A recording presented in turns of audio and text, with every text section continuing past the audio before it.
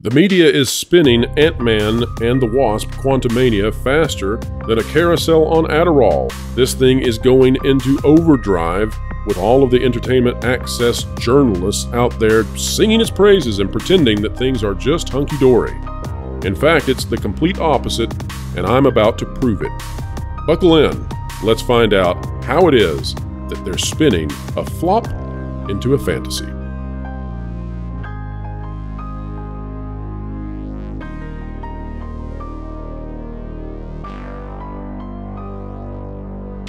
Well, I'm officially calling it the Phase 5 dive. That's right. The Marvel Cinematic Universe, commonly referred to as the MCU, headed by Kevin Feige, is in uncharted territory when it comes to the failings that we are beginning to see. Now, that's really something considering Phase 4 and just how bad that was. And of course, that's juxtaposed to the incredible successes of the first 3 phases. But clearly, something has changed. When it came to Phase 4, we had at least as many flops as we had successes, perhaps more. That's something that you won't hear very much about. And now, going into Phase 5 with Ant-Man and the Wasp Quantumania, well, this is as bad as it gets. Unfortunately, what we're also seeing is a tremendous amount of spin coming out of the entertainment journalists, and we're going to be picking today on Anthony D'Alessandro out of Deadline. I hate to do that because I just bragged on Anthony not too long ago. I believe that was on the Bounding into Comics live stream. But we're going to have to, well, we're going to have to take Anthony to task a little bit. We'll be gentle, we'll be kind, but that's what we got to do because this is part of a much larger pattern with other journalists who are shilling and carrying water for the Walt Disney Company, specifically for Marvel. Why they are doing that, we'll leave up to you to speculate. But let's get into it. I'm going to definitively prove to you today that things are not what they seem according to the headlines as you read them on many of these articles. Our case in point today is going to be from, again, Anthony D'Alessandro from Deadline. Kang conquers the box office as Ant-Man and the Wasp Quantumania swells to franchise record opening of $118 million 4-day. All right, we'll take the headline apart first. Yes, it conquered the box office, I suppose. That's cute, right? Because Kang is the conqueror, although he is, and there will be spoilers in this video, although he is defeated by a colony of literal ants. So how much conquering he does, I don't know. But swells to franchise record. That's only true if the franchise is specifically Ant-Man. And in just a moment, you're going to find out that it's only true in a very specific way. Also, I always find using the 4-day instead of the 3-day to be disingenuous. So in reality, the 3-day, that is the traditional weekend, Friday, Saturday, and Sunday, is just north of 100 million. And after revisions, we don't know yet where that will be. It could be that it holds at the 104 we're seeing. It could be also that it drops below the 100 mark. I'm not ready to say at the time of the publication of this video. All right, after Saturday PM update, here we go. Disney Marvel Studios' Ant-Man and the Wasp Quantumania notched a 33.8 million Saturday, 27% down from Friday previews, that's including Thursday as well, 46 million, which will get the Peyton Reed directed threequel to a 104 million 3-day or a 118 million 4-day per Disney this AM. That means this yesterday, Sunday morning. Her box office analytics corp, Intelligence, Ant-Man 3 pulled in 7 million admissions this past weekend, more than doubling Uncharted's admissions a year ago. What a strange comparison. I get the timelines match up, but at the same time, here's what D'Alessandro doesn't share, and this is why I think there's some disingenuity here. Were we to compare Ant-Man 3 in the admissions department to Ant-Man 2 or Ant-Man 1, this becomes much less of an impressive statement. So why the need to jump to Uncharted, which seems to me to have very little to do with Ant-Man? That seems to me to be only included in this in order to make this seem more impressive than it actually is. In reality, Ant-Man Quantumania is in trouble, and Marvel is in trouble, despite the fact that that's not presented here. Let's look at why. Saturday's ease is better, percent-wise, than the Friday to Saturday hold for Doctor Strange in the Multiverse of Madness, which dropped 36%. Thor Love and Thunder, down 40%, and Not Far from Eternals, down 22%. The first two movies were rated B+ by moviegoers, while Eternals has a B, which is what Ant-Man 3 received. Now, this entire paragraph from Saturday's ease all the way down here is meant to sort of make you believe that this is all good. Then we get down here, and we kind of buried the lead. The lead in this paragraph is that Ant-Man 3 has scored a B, which would then tie it with the lowest scored movie from Marvel ever, The Eternals, in terms of the CineScore.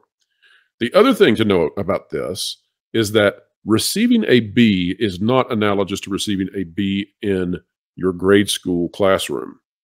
A B is bad under this ranking system. Marvel should never get below an A-. So receiving a B is tremendously bad. Clearly, those sour reviews and lukewarm audience exits are impacting want to see. Again, that's not true. We'll talk about it in a moment. The draw here being Jonathan Majors' new MCU bad guy, Kang the Conqueror, in one-sheets, trailers, and even a new walk-around character at the parks. None of that has any impact. Disney made that character the epicenter of its marketing campaign here for Ant-Man 3, and the spoils of that are being seen in the threequel's record franchise US-Canada opening.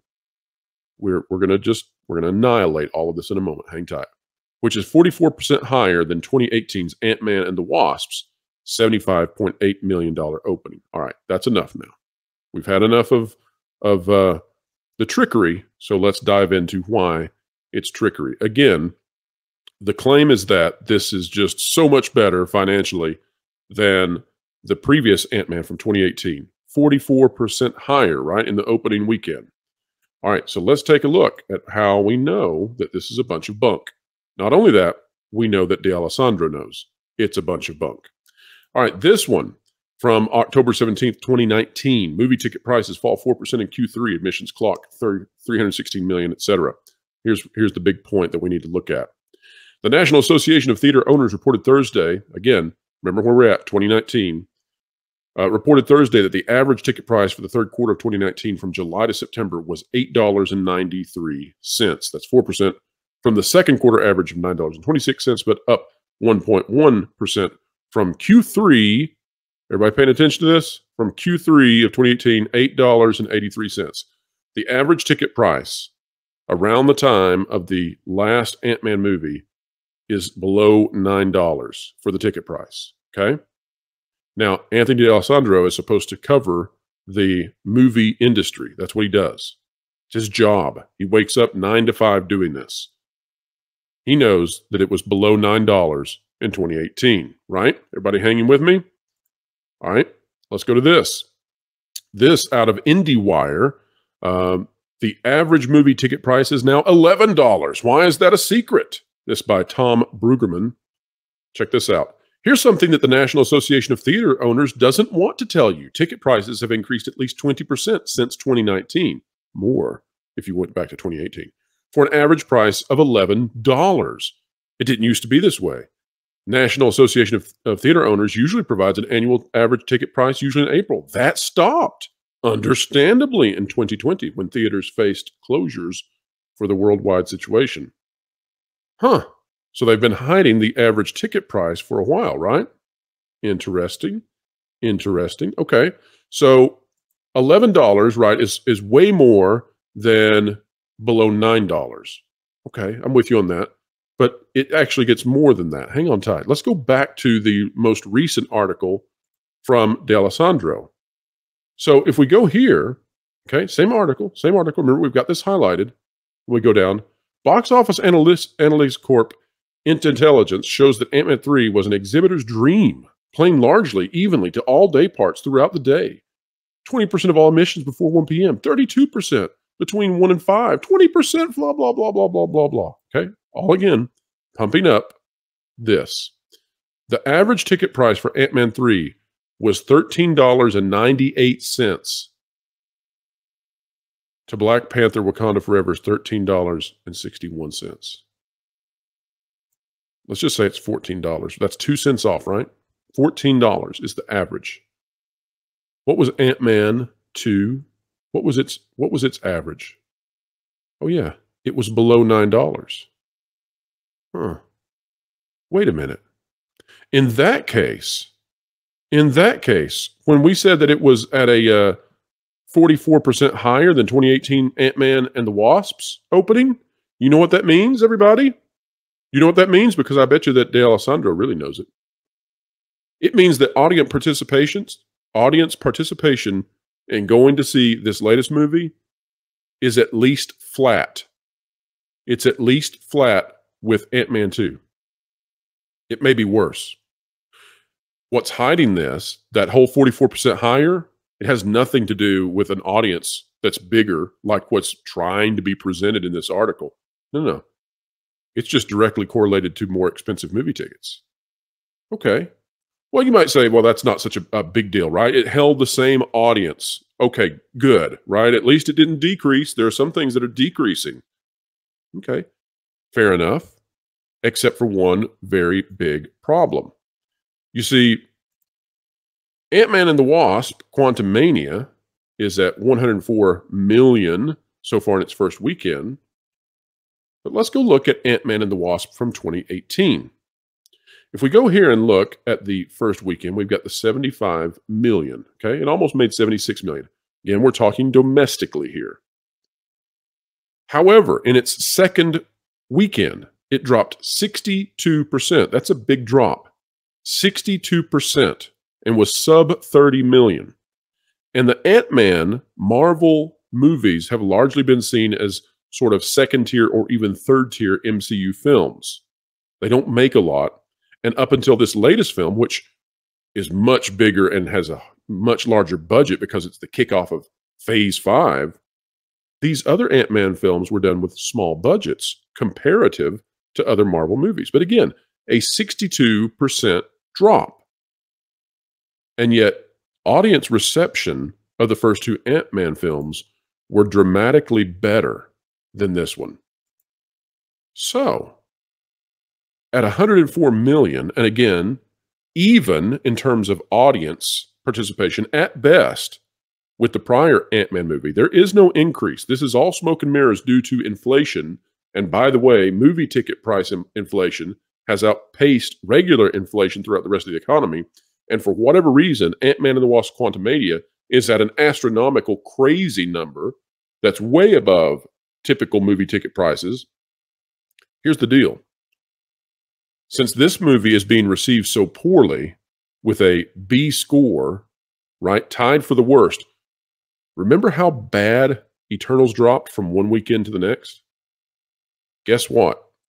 If audience reception is any indicator of how this movie will do, we could be looking at a 65 to 70% drop, potentially, for this film weekend to weekend. And if that is the case, if we see a 60 to 70%, 65 to 70% drop, then again, this thing is going to be looking at dropping to sub 30, but running off of much, much higher ticket prices. And all of this adds up to what is almost assuredly going to be a dramatically lower audience number, not ticket prices, not overall money coming in, but dramatically lower audience coming to see this movie. And that matters because this is the kickoff to Phase 5. That's why this is the Phase 5 dive. Because if this film, the first in Phase 5 and the introduction of Kang, this really bad villain that's supposed to carry all of this, if it's already heavily damaged, and if audiences are diminished from this compared to second to third tier Marvel movies, remember that they're not hoping for this to be like a normal Ant-Man. This is the beginning of the Kang saga. If this has a lower audience participation than tier 2 and tier 3 Marvel films from the past, then this is a horrendous situation.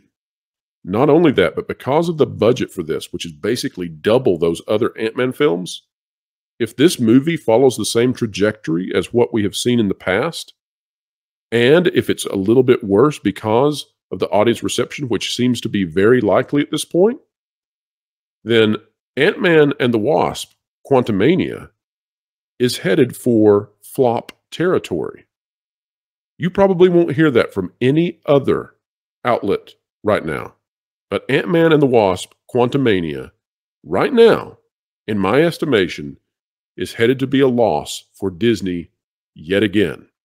And that is not how they wanted to begin Phase 5. That is not how they want to draw interest into this new villain. And with only Guardians of the Galaxy coming up with any kind of major anticipation this year, the Marvels has already been moved off its date.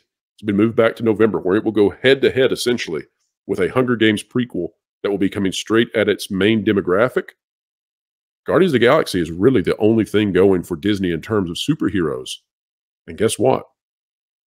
The writer, director, creator there, Mr. Gunn himself, well, he's leaving. And what will Disney have remaining?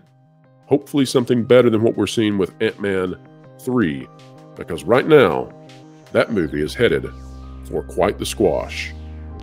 All right, folks, you heard it here. If you like this kind of content, make sure you hit the like button, share, subscribe, and you can stick it to the algorithms. When you click it, we're talking about that notification bell. Also, we covet your comments, so drop one down below. I'll try to bring some positive stuff to you very soon. In this case, can't say much positive about Ant-Man. I watched the film. I found it to be atrocious in many ways, but the saddest thing about it is that it may be actually a huge drag on all of Phase 5. We'll let you know as the information comes out, and we will have a very, very good understanding of what's going to happen come weekend number 2. Will I have egg on my face? Or is Ant-Man about to face the horrible squishing sound of 1,000 screaming ants? We'll find out. Stick with us. We'll see you real soon. Keep growing, keep learning, and keep having fun.